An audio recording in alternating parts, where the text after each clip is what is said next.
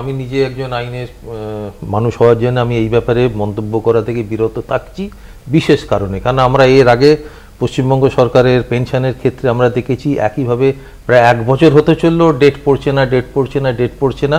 এখানে সারা দেশ, মানে দেশের মানুষ, এটা কিন্তু বাংলার মানুষ বলে না, সারা দেশের মানুষ কিন্তু তাকিয়ে আছেন এই কেসটার দিকে।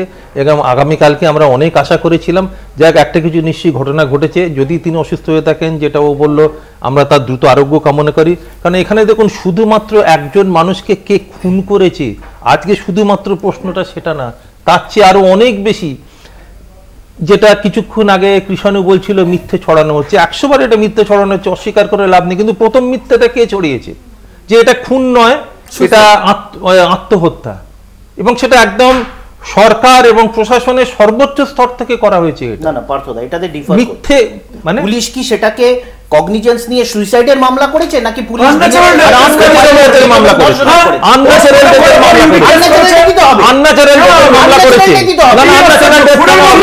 প্রাথমিকভাবে দেখে সেটা খুন ছাড়া অন্য কিছু হতে পারে না। বিনা পৃথিবীতে কেউ দেখে বলবে না যে এটা খুন ছাড়া অন্য কিছু, কখনোই অন্য কিছু এটা হতে পারে না। কেন এই যে গায়ের কথাগুলো বলছে, সরকার বলেছে বেনারসে ধর্ষণের